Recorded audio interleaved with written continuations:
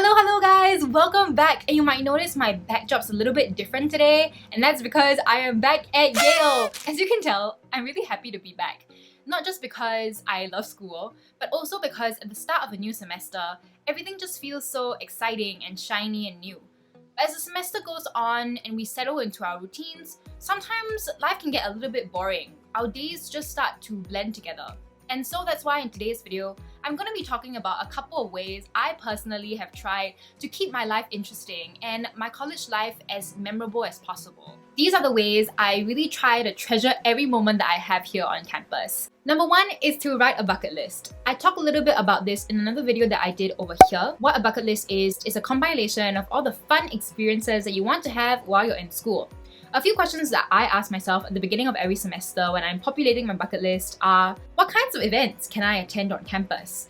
I personally really love to go for improv comedy shows, musical performances, and plays, which is a plus because a lot of them are free on campus right now, but when you graduate, a lot of these things you end up having to pay for. What parts of campus have I not yet explored? A huge part of my own Yale bucket list is to make sure that I explore as much of Yale's campus while I'm here.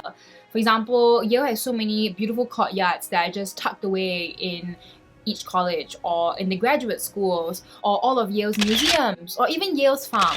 So I'm sure your campus has a ton of these beautiful spots as well. What or where else in the surrounding city where my university is have I not yet explored? This is something I personally really need to work on because I'm totally guilty of just staying on campus and in the Yale bubble. But I think I'm missing out on so much and learning so much more about New Haven, which is where Yale is, by not going and visiting local markets and going for local events and performances and things like that. And so I really want to make it a point in the next 2 years to go for more hikes and stuff like that around New Haven. Number two is to make plans with people to do new things, which forces you to do them. Sometimes the hardest part about doing something different is just finding the motivation to break out of your routine. Trust me, this is something that I'm totally guilty of. I always make grand plans and never follow through on them if I'm the only one going for it. For example, the Yale Outdoors 5:30 a.m. sunrise hike has been on my calendar for the past 1 year and it happens every single week and I still haven't done it. So a way around this inertia is to find an accountability partner, or in other words, make plans with a reliable friend who won't back out on you last minute. Making plans gives you the extra push you need to get out of the house. And what I usually find is that once I get over the initial wave of inertia, I usually end up feeling really happy that I took the initiative to go and do the thing. For example, I arranged with a friend to watch plays every single week last year, and I was so happy I did that because I ended up watching so many more plays than I would have done if I didn't make those plans with him. Number three is to do things outside of your comfort zone. College is the best time for you to try new things and do things that scare you without any significant investment or risk. Take classes or attend events that teach you a new skill like web design or coding or documentary filmmaking. Play a new sport or start a new club. And the great thing about all of this is that usually a lot of these things are free. Number four is to say yes to spontaneity. Spontaneity can manifest itself in many different forms. It can be finding a new building on campus you've never explored and just letting your feet take you down random corridors. It can be saying yes to a friend's random invitation. It can be passing by an event you didn't hear of and going for it anyway. Now, this tip is a little bit difficult for me, I'm not gonna lie, and I have to work on it because I usually always have a plan and I'm a really structured person. But all the times I've decided that I would just be spontaneous, I've never regretted because I've either found a hidden part of campus I've never found before, or I just created brilliant memories, great memories with really great friends. Why is it always so that? Number five is to make tweaks to your routine. Do the same thing you always do, just do it a little bit differently. An exciting life doesn't have to be one where you're doing something crazy every single day. It can be as simple as changing up your routine so that every single day feels fresh. So if you take the same route to work every single day, then take a different one next time. Or if you always go to the same cafe and have the same dish, then try a different dish or try a different cafe. Or even just strike up a conversation with a stranger. All of these things help to keep life a little bit interesting. For me, what I did and still do is to study in different libraries across campus. There are at least 20 different libraries at Yale, and they all themselves have different study spaces. And what I found was that my favorite library was in the Divinity School, which a lot of undergrads don't ever go to because it's like a 20-minute walk up Science Hill, and Science Hill is already on the edge of Yale's campus. This tip will look different for everyone because everyone's definition of interesting and out of the norm will be different. For example, if you're the kind of person who likes to have conversations with strangers, then obviously striking up a conversation with someone new is not going to feel very interesting to you. But for me personally, that will be because I don't usually go off my way to speak to people I don't know. Number 6 is to appreciate the little things. And I put this one for last because I think it's honestly one of my most important tips. I think sometimes we forget that the life that we are living right now is the life that at least one other person in this world dreams of having. When I personally take the effort to be grateful, which is honestly something that you have to practice, I find that life just becomes so much more vibrant.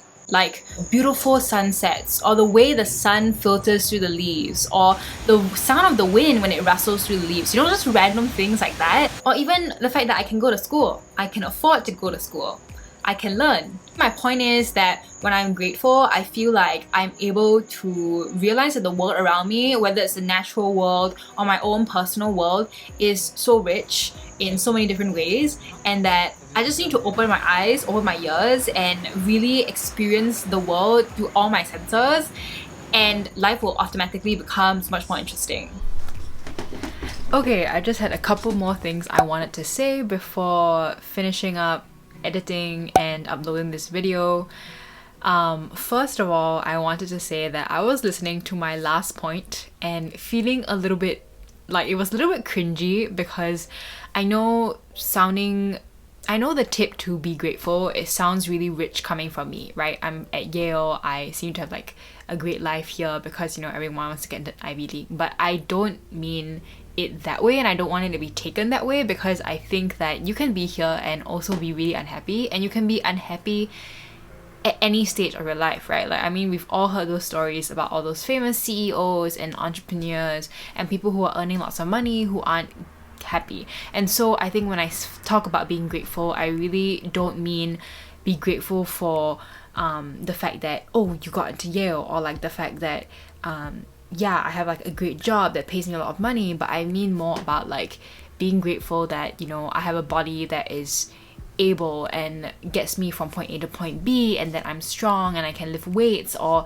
that, you know, it's a beautiful day, I'm not living in a place where there's natural disasters. I think I'm referring to more of that kind of gratitude.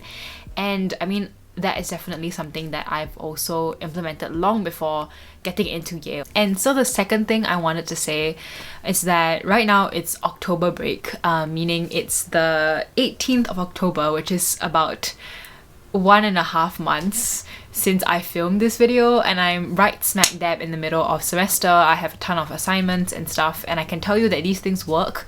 I've been like doing things for fun. Like I climbed up Harkness Tower, which is basically the tower that plays the bells every I want to say twice a day, 12 p.m. and 5 p.m. Anyway, so I did a tour of Harkness Tower over the break just because why not, and it has been one of the items on my bucket list for a while now, and finally I got that out of the way. And yeah, I mean, I've definitely been implying all the things that I've talked about in this video. I went to Sleeping Giant with Yale Outdoors, I went to a friend's house, she taught me how to pole dance, cooking a lot, trying new recipes because I'm off campus and I can finally cook. And I think the final thing that I wanted to talk about before I leave for this video is just like, I know like no one watches my videos at this point, and like everyone who watches it are my friends, and so hi if you're my friend and I know you in real life, thanks for watching. But I think one thing that I noticed about my videos are that I feel like they're very put together, and like that's not me all the time, right? And I don't know what this YouTube thing is going to look like for me in the future, because like, first of all, I honestly just don't have the same amount of passion for it that I did in the summer, obviously because I have more things going on in school and that kind of stuff. But I also know for certain that I'm not the kind of person who likes to film my life. Like, I'm not a vlogger type person, and I probably will never, and I'm not never say never, but at this point I don't ever see myself doing that.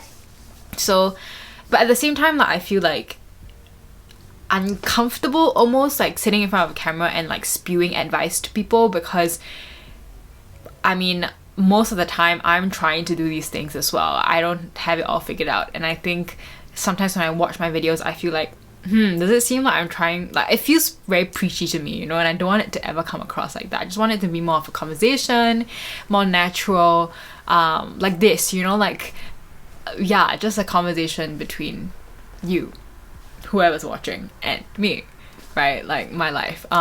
But yeah, so I think what I'm trying to get at is that I don't actually know where the channel's gonna go, and I don't know if I'm gonna keep uploading regularly. I mean, obviously I've not been uploading regularly, but what that progresses into, we'll see.